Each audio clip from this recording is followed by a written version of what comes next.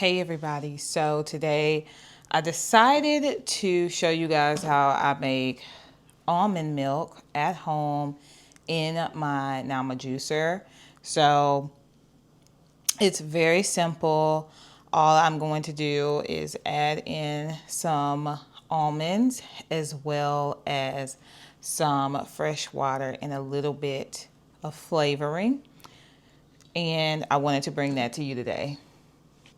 Making almond milk in the juicer is so easy. So let's go ahead and get started. It's going to be a quick one.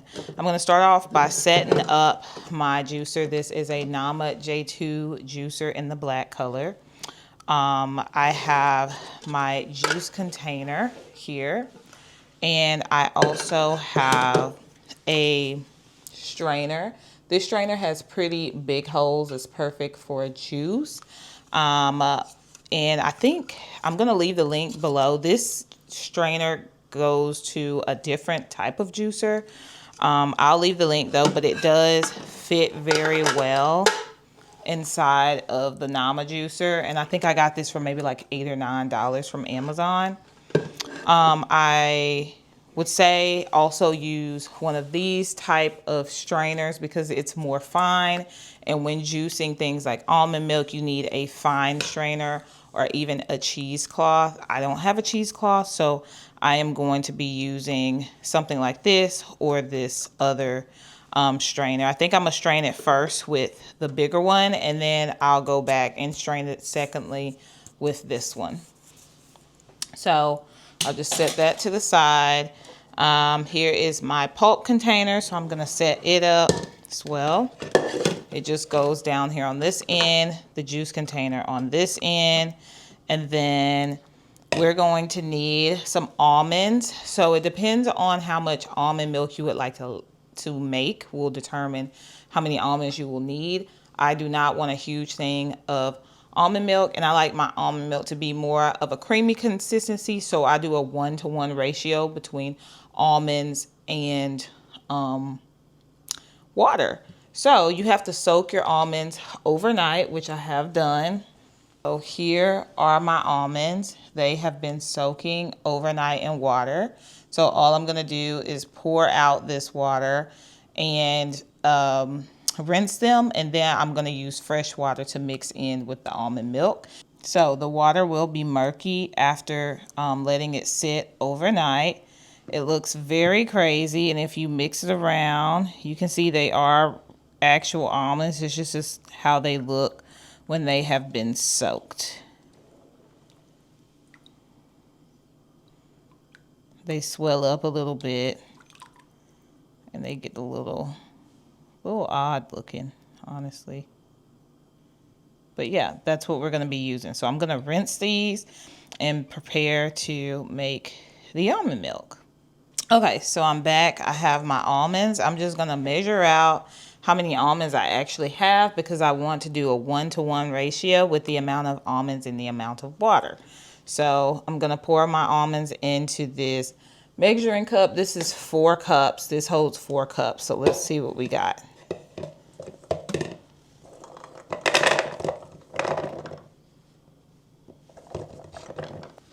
It looks like after putting them all in the cup, we have exactly 4 cups of almonds. So we're going to do 4 cups of almonds with 4 cups of water.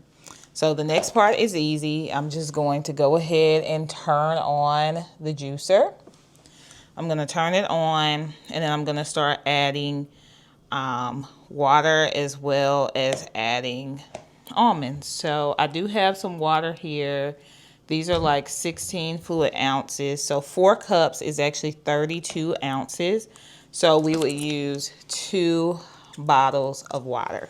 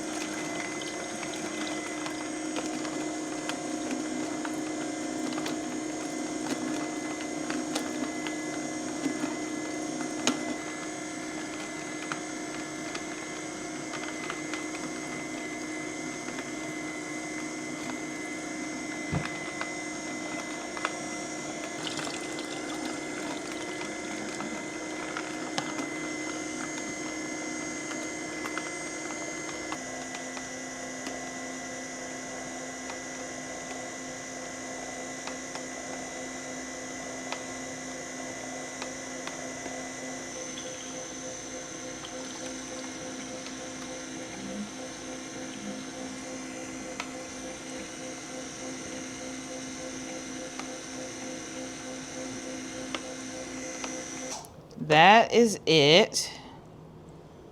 Got the strainer here that has strained off some of the liquid. So if you can see here, I'm just doing a small batch of almond milk.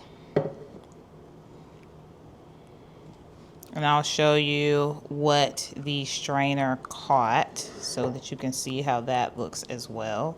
See all the pulp that the strainer caught. So it's great. I'm gonna set that aside. I'm also gonna show you this, the dry pulp, so y'all can see what that looks like. There we go. All right, so next I'm just gonna double strain. So I've got my pitcher here, and I'm going to be using this strainer on top as I pour in the almond milk. This is how the almond milk looks, so creamy. I'm just gonna take this strainer and set it up here, and let's pour it in, just like that.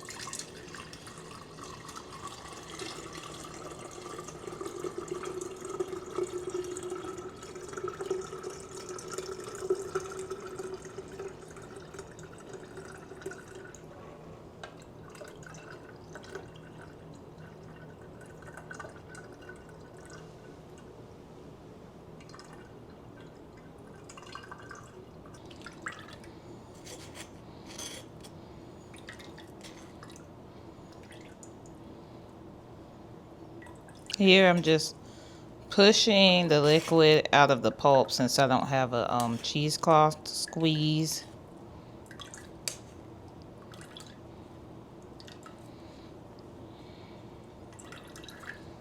Just getting every little bit out.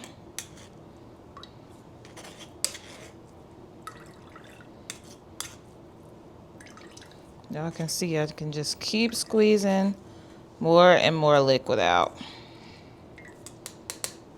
So now you can see all of the pulp. Y'all see that left in the strainer. So next I'm just going to add some vanilla extract. This one is by Beyond Good vanilla extract from Madagascar. Love this vanilla extract. I don't have exact measurements. I just kind of pour some into a spoon, just a little bit. So it's about a teaspoon, because this is not full. And I'm just gonna just load a little bit of that in and give it a twirl. Okay, taste it. Keep in mind, this is for myself, so I can make it to my own liking.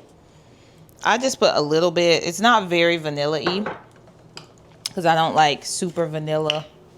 Then I'm going to take some salt. So this is just Himalayan pink salt.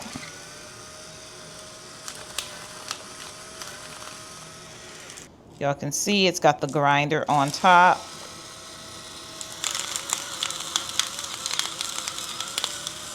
I'm going to add a good bit of that. Okay. And lastly, I'm going to add some organic pure maple syrup. This one's by Bernie's Maple Farm. If I can find these items, I'll link them below. Bernie's Maple Farm. So I'm just going to take like a spoonful of that and just load it in. Give it a twirl.